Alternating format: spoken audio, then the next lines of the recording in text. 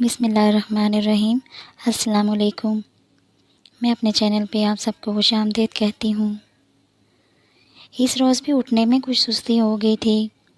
صبح کے 8 بج رہے تھے، لیکن مجھے جلدی سے گھر سے نکلنا مشکل نظر آ رہا تھا۔ اس کے باوجود میں نے کسی نہ کسی طرح خود کو باہر جانے کے لیے مینیج کر لیا تھا۔ پھر بھی نکلتے نکلتے بہت سی ہدایات دینی پڑ گئی تھیں۔ میرے بابا بہت ضعیف ہو گئے تھے۔ ان کے لیے کمزوری کی وجہ سے چارپائی سے اٹھنا محال تھا۔ اسی لیے چلتے چلتے ان کا خیال رکھنے کی ہدایات بہن کو دی اور اسکول کی جانب نکل گئی۔ میری امی جان کا چند سال پہلے انتقال ہو گیا تھا۔ گھر میں سب سے بڑی تھی، ایک بہن اور بھائی چھوٹے تھے۔ گھر میں معاشی حالات کی وجہ سے مجھے گھر کا سہارا بننا پڑا۔ اس طرح بیٹی ہونے کے ساتھ ساتھ بیٹے کی ذمہ داریاں بھی میرے کندھے پر آ گئیں۔ میں نے ایک اسکول میں ملازمت کر لی تھی۔ یہ میرا معمول تھا کہ صبح اسکول کے لیے نکلنے سے پہلے بہت سے کام کرنے ہوتے تھے۔ دوپہر کے کھانے کے لیے پیسے دینا، انڈے ڈبل روٹی کا حساب کرنا وغیرہ وغیرہ۔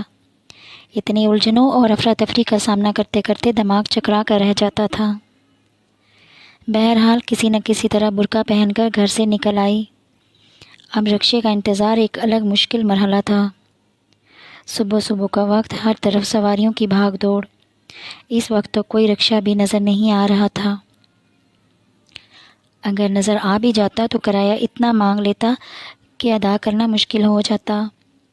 خیر کسی نہ کسی طرح اسکول میں داخل ہوئی اور جلدی جلدی اپنی کلاس میں گئی۔ بچوں کی حاضری لینے کے لیے میں نے بچوں کے نام لینے شروع کر دیے۔ سب کی حاضری مکمل ہو گئی اور پہلا پیریڈ سٹارٹ ہو گیا تھا۔ میں نے بچوں کو کاپیاں اور کتابیں کھولنے کے لیے کہا۔ کلاس میں مجھے آج ایک نئی بچی بیٹھی ہوئی نظر آئی۔ مکمل یونیفارم میں خاموشی سے آخری کونے میں بیٹھی ہوئی بچی مجھے بہت غور سے دیکھ رہی تھی۔ میں ایک دم جھنجھلا کر رہ گئی کہ مجھے اس نئے داخلے کے بارے میں نہیں بتایا گیا اور نہ ہی میرے رجسٹر میں اس کا نام درج ہوا تھا۔ میں نے بچی کو کھڑا کیا اور اس سے اس کا نام پوچھا تو اس نے مجھے بتایا کہ اس کا نام نیلوفر ہے اور آج اس کا پہلا دن ہے۔ میں نے اسے بٹھا دیا اور اس دوران میں بچے ہنس رہے تھے اور آپس میں کسر پسر کر رہے تھے۔ میں نے سب کو ڈانٹ کر خاموش کرا دیا۔ پیریڈ کے ختم ہونے کے بعد پرنسپل آفس میں گئی اور نئے داخلے کے بارے میں پوچھا تو انہوں نے جواب دیا کہ مس روشنی، آپ کو پتہ ہے کہ اس وقت ہم لوگ داخلہ نہیں کرتے اور ہمارے پاس تو سیٹس بھی نہیں ہیں، تو نئے داخلے کا تو سوال ہی پیدا نہیں ہوتا۔ یہ جواب سن کر میں بوکھلا کر رہ گئی اور اسی حالت میں پرنسپل آفس سے باہر آ گئی۔ بریک کے دوران بھی میں اسی پریشانی میں مبتلا رہی۔ بریک کے بعد دوبارہ کلاس میں داخل ہوئی تو وہ بچی مجھے پھر نظر آ گئی۔ میں نے اپنے دماغ کو ایک خیال سے جھٹکنا شروع کیا کہ وہاں کوئی بچی بیٹھی ہوئی نہیں ہے اور بچوں کو نارمل انداز میں پڑھانا شروع کیا۔ آج گھر میں داخل ہوتے ہی میں نے کسی سے کوئی بات نہیں کی۔ مجھے بہت شدید غصہ تھا کہ اس گھر کی پریشانیاں اور الجھنیں اس حد تک بڑھ گئی ہیں کہ میں ذہنی مریضہ بن گئی ہوں۔ چھوٹی بہن نے خیریت پوچھی کہ کیا بات ہے، میں کیوں خاموش ہوں، تو میں نے کوئی جواب نہیں دیا اور خاموش رہی۔ بابا جان کو بھی میں نے بہت کم وقت دیا۔ آج مجھے حالات میں کیا بنے گا اس گھر کا، میری دور اندیشی مجھے خوفزدہ کر رہی تھی۔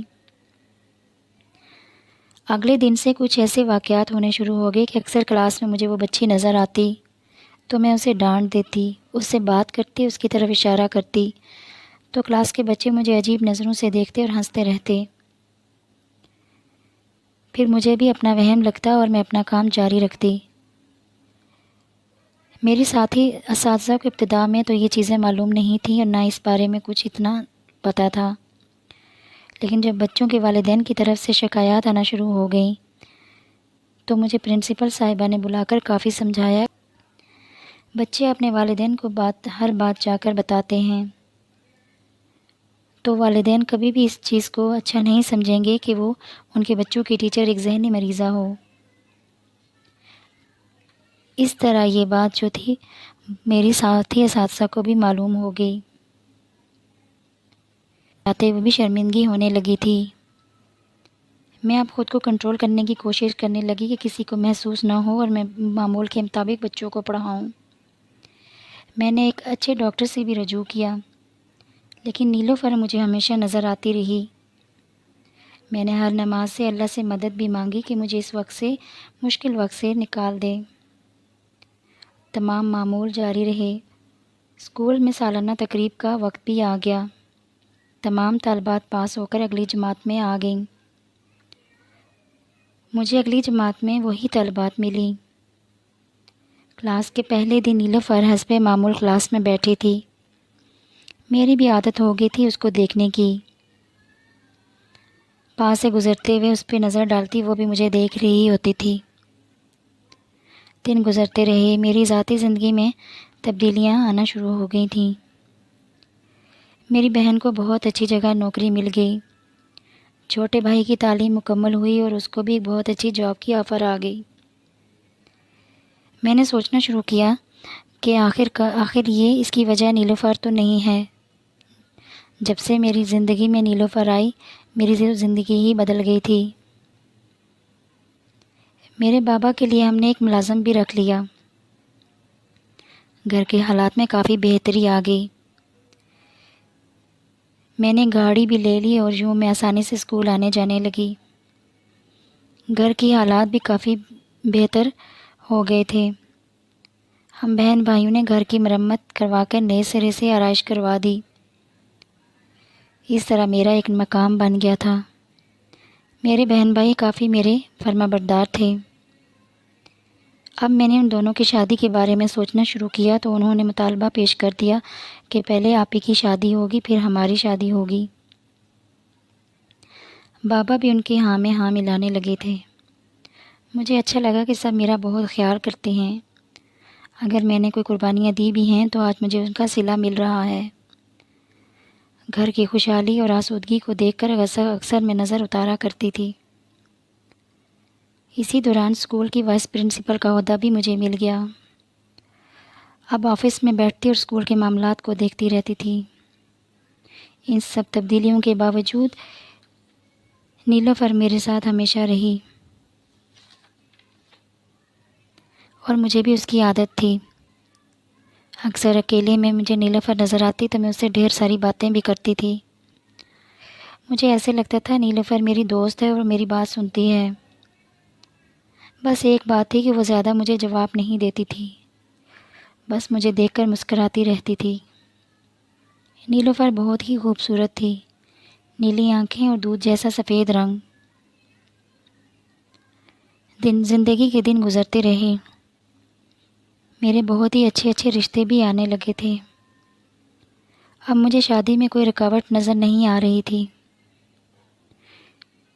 بس ایک سوچ میرے دماغ میں تھی کہ اگر اس حالت میں شادی کی کہ نیلوفر کا ساتھ بھی رہا اور یہ خیال یا وہم جو ہے وہ میری زندگی میں کوئی مسائل نہ پیدا کر دے۔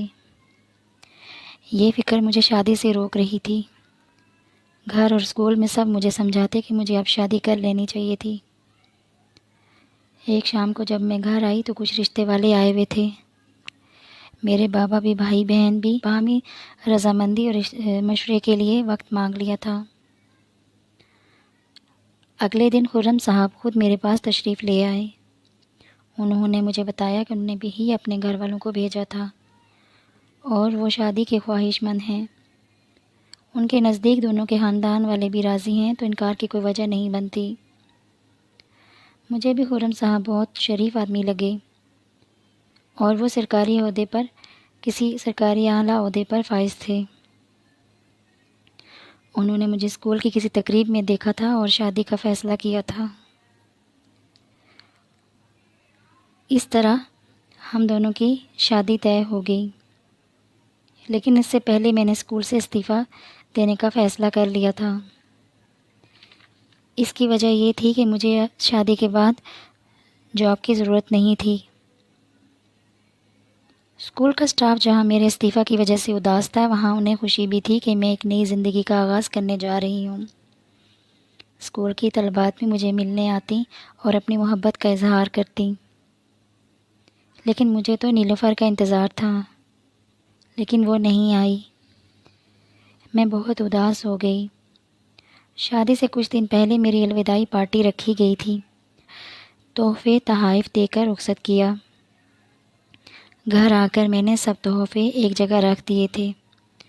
شادی کی تیاریوں میں مجھے اس چیز کا خیال نہ رہا کہ میں تحفے کھول کے دیکھ لیتی، لیکن مہندی کے ایک دن پہلے میں سب چیزیں اپنی سنبھال رہی تھی تو میری نظر ایک لفافے پر گئی جس پر ایک خوبصورت گلاب لگا ہوا تھا۔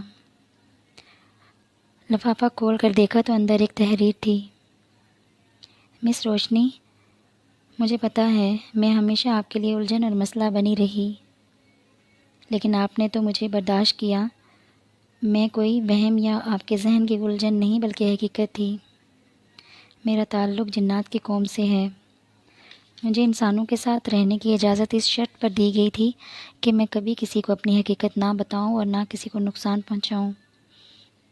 ایک دن رکشا کے انتظار میں آپ مجھے نظر آئیں تو آپ مجھے بہت اچھی لگیں۔ میں نے آپ کے ساتھ رہنے کا فیصلہ کر لیا تھا۔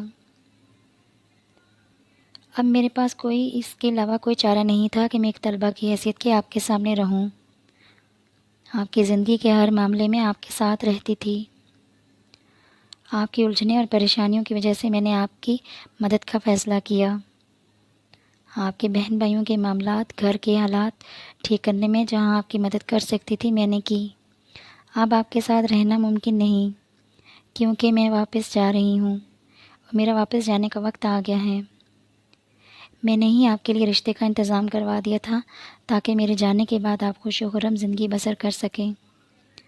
آج مجھے خوشی ہو رہی ہے کہ میں نے کسی کے کام آنے کا جو وعدہ لیا تھا آج پورا کر کے واپس جا رہی ہوں۔ آپ کی نیلوفر۔ خط پڑھتے ہوئے آنسو میرے پورے چہرے کو تر کر چکے تھے۔ میری ہچکیاں بندھ گئی تھیں۔ میں اتنے عرصے سے جس نیلوفر کے خوف میں مبتلا رہی وہ مجھ پر اتنے احسان کر گئی تھی۔ میں نے اللہ کا شکر ادا کیا اور خط سنبھال کر رکھ دیا۔